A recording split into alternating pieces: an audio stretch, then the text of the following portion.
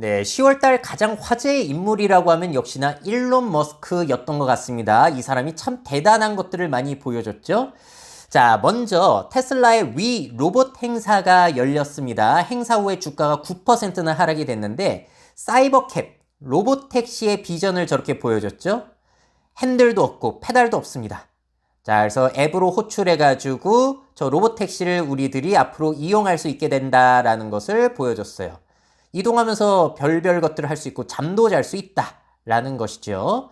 내부는 굉장히 깔끔하고, 자, 택시이다 보니까 저렇게 청소하는 것도 로봇을 이용해서 자동으로 해낼 것이라고 합니다. 여러 명이 탑승할 수 있는 밴의 모습도 보여줬어요. 셔틀버스라든지 그런 역할을 할 수가 있겠죠. 테슬라의 FSD 자율주행 기능이 들어간 밴.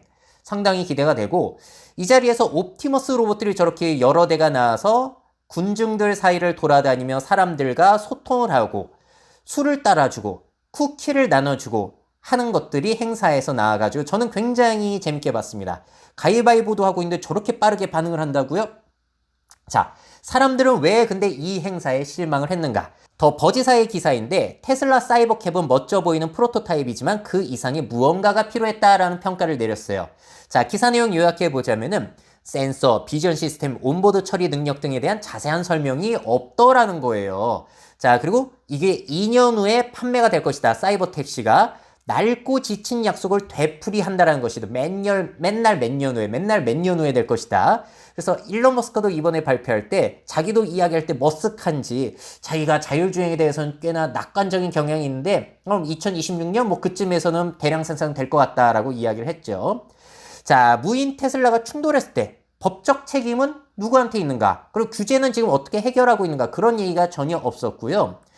무인 테슬라가 어딘가에 갇히거나 작동 불능 상태가 되면 원격 제어를 해주는지 이런 문제가 실제로 일어났기 때문에 관심을 가졌었는데 거기에 대한 해결 방법도 제시가 안 됐고 겨울철 카메라 청소, 배터리 부족 시 충전 등 차량 유지 보수 작업은 어떻게 될 것인지에 대한 구체적인 내용이 발표가 안 돼가지고 실망을 했다라는 겁니다. 자, 그래서 어찌 보자면은 지난달에 보여준 테슬라의 FSD 기능 이 시험 모습과 별반 차이가 없는 거예요.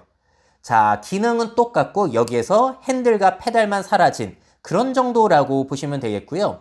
달라진 점이라고 한다면은 사이버캡 같은 경우는 저렇게 무선으로 배터리를 충전할 것이라는 거. 그래서 새로운 내용이 사실 있었던 것은 아니죠. 자, 그리고 로봇 같은 경우에는 저도 처음에 보면서 놀랐어요. 오, 저렇게까지 자연스럽게 움직인다고? 근데 그것은 사실 사람이 뒤에서 원격으로 제어를 했다라는 것이죠. 근데 이거는 전에도 있었던 논란이에요. 저렇게 옵티머스가 빨래 개는 모습을 보여줬는데 알고 보니까 사람이 원격에서 수트를 입고 제어를 했다라고 해서 논란이 되기도 했죠. 자, 이건 5월 달에 공개한 영상인데 저렇게 수트를 입고 제어하는 모습, 학습시키고 있는 모습들이 원래부터 공개가 됐었어요.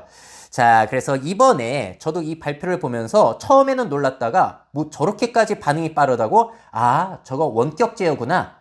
원래부터 저런 발전 상황을 봤던 사람들은 쉽게 알아차릴 수가 있었죠.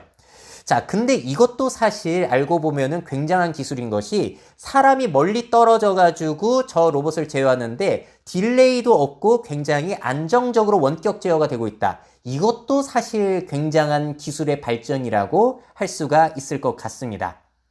자, 근데 실제로 자율로서도 기능을 한다라고 해요. 저렇게 걸어 다니고 있는 모습. 자, 공간을 인식하면서 장애물을 스스로 파악하면서 피해가고 있는데 여러 대의 옵티머스가 얻은 정보를 공유해서 공간 지각 능력이 업데이트가 되는 거. 자, 그리고 스스로 배터리 충전을 할 수 있다라는 새로운 정보도 이 위 로봇 행사 후에 공개가 됐습니다. 저게 다 자율로서 작동이 되고 있는 것이라고 해요. 물론 속도는 높였지만 부분 지금 속도를 높여서 보여주고 있어요. 그래서 원격 제어 없이 되기는 한다. 하지만 아직까지는 느릴 뿐이라고 보시면 될 것 같습니다. 자, 그래도 그 카메라만을 이용해서 저런 것들이 가능하다라는 거, 그건 상당히 저는 높게 평가해야 되지 않을까 싶어요. 느리기는 하지만 어쨌든 되긴 된다라는 것을 다시 증명을 해줬어요. 그래서 저는 이렇게 생각이 들더라고요.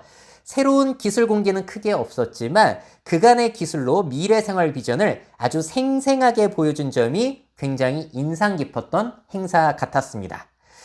자, 다음 일론 머스크의 스페이스 X에서 또 일을 냈죠. 우주 탐사의 새 지평을 열었다라는 평가가 나오고 있는데, 자, 저렇게 로켓을 쏘고 있습니다. 달 탐사, 화성 탐사를 위한 우주선을 실은 로켓을 쏘아 올린 거고요.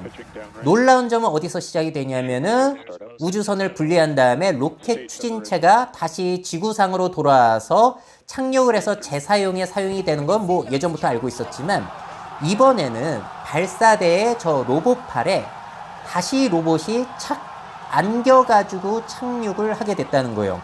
그래서 이거를 첫 번째 시도한 건데 성공을 했다라고 해서 굉장히 좋은 평가가 많이 나오고 있는 그러한 성공 사례였습니다. 멋지죠?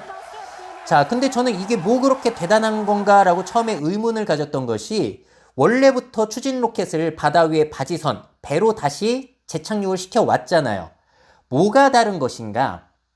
이번에 회수된 로켓은 슈퍼 헤비라고 해가지고 큰 화물과 화성 탐사를 위한 대용량 로켓이었다는 거예요. 그래서 원래대로 이렇게 바지선 위에 착륙하고 그런 게 안 된다라고 합니다. 그래서 기존 방식대로 지상 착륙이 어려워서 메카질라라고 하는 발사대 로봇팔을 한번 시도를 해본 거예요. 근데 그게 성공을 하게 된 것이고, 슈퍼 헤비 로켓의 재사용이 그래서 가능해졌기 때문에 발사 비용이 저렴해지는 효과를 우리가 누릴 수가 있는 거고, 바지선, 배 위에 착륙을 하면은 그거를 또 가져와서 발사대에 싣고 해야 되는데, 이번엔 그럴 필요 없이 그 발사대에서 바로 발사가 가능하다라고 해서 비용과 시간을 절약할 수가 있다는 것이죠.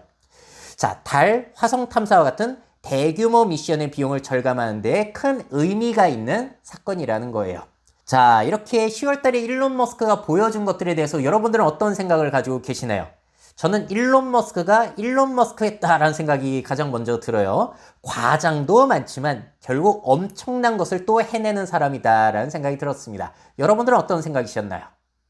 미래사회 변화를 업데이트하고 싶으신 기업 및 기관, 그 밖에 미래 트렌드 교육이 필요하신 분들은 myf21naver.com 이메일로 연락주세요.